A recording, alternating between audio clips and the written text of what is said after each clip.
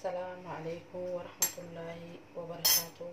وفلين هي قالي المان أمو أكم يرتنجي عفنيني بدادا وان هاري سني كبدي في عران تناسي إن أبلين هي قالي وان فيدو أكرر فيدمتن أبدين كبا وني سني كبدي في وان فيا خين يفني برباجسو فيان فايا وان laaftotti mana keenya keessa arkannu yohaanoo laaftotti magaalaa irraa bitannee fi dannee mana keenya keessa godhannee ittiin gargaaruu dandeenyu fayyaa keenyaaf hedduu takka nu barbaachisu isinii qabadhee dhufe. Wanni saniis maali yoo jettan nafaana turaa hedduu takka isiniin garsiisa.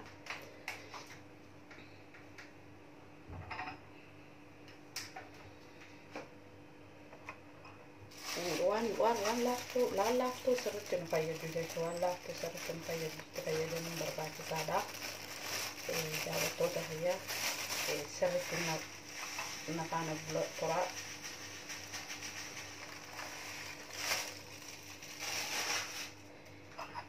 Wanni inni haareeniniin isinii fidee sirriif mul'ata jeetii yaada. Wanni kuni qoonxara adiidha yookaan simsim jaan arabne simsim abiyat simsim adii qoonxara adii jechuudha. Qoonxara adii yookaan talbaa adii akkasitti warri beektanis ni jirtan. Wanni kun hedduu takka qaama keenyaaf nu fayyada, fayyaa keenyaaf hedduu takka nu fayyada.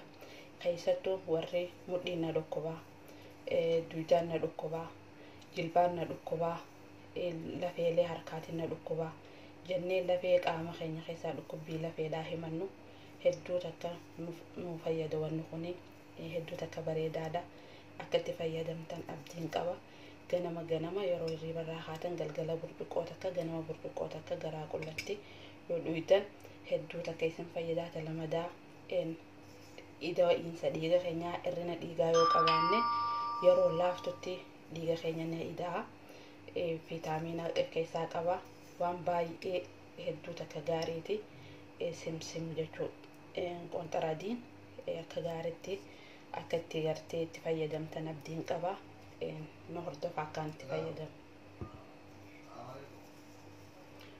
Burcuqqootti naqadhaa jechuudha. Maankaan kiyya xiqqaa waan ta'eef maankaa shaayii kana takka gaddaa maankaa shaayii kana lama ittiin naqadhaa burcuqqootti jechuudha.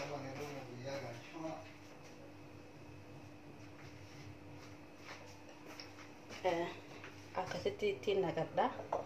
Sun booda bishaan oowwifadhee lafa kaadhee bishaan oowwaatu jira.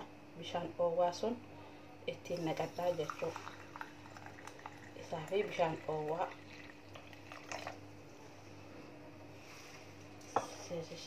simsimii fi isa jechuudha. Hedduu takka fayyaa keenyaaf wanni kun gaarii. Maankaa lama isa akkasumatti bishaan oowwaa walitti naqadhaa, walitti laaqadhaa. Waan baay'ee hedduu takka fayyaa teenyaaf nu barbaachisu. Laaftutti mana keenya keessatti if wallaanu rakkina lafeedhaa, dhukkubbii lafeedhaa warri qabnu, dhukkubbii duudaa, dhukkubbii gartee mudhiidhaa hedduu takka nu fayyada. Akkasumatti hanqina dhiigaa yoo qabaanne dhiiga keenya ni dabala. Alhamdulillah waan bareedaa du'aadhaati gartee. Akkasumatti ulamaa'iin quraana irraa nu ibsatu keessaa tokko du'aa bareedduudha jechuudha. Du'aa bareedduudha.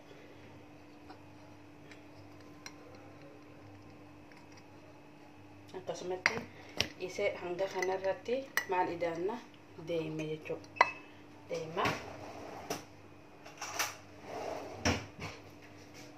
Deema akkasumatti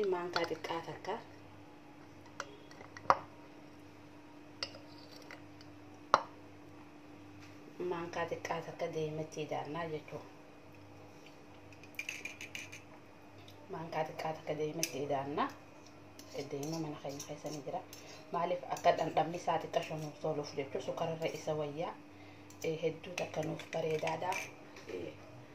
Akkatti haatti fayyadamnuun isiniin jee ilmaan Oromoo waan fayyaa nuuf ta'urraa waan irraa bu'aa arganne akka isinis bu'aa irraa argattaniif isiniif qooduudhaaf if qopheessinee jirra.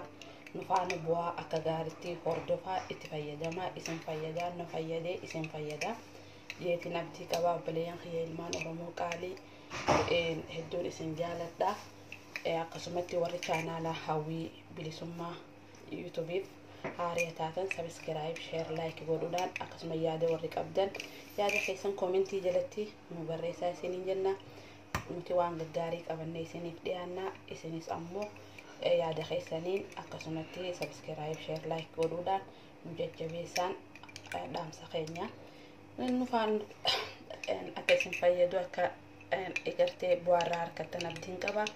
Itti fayyadamaan isin jaa. Galatoomaa ilmaan Oromoo isinin jaaladha. Hedduu takka galatoomaa nayaan tura.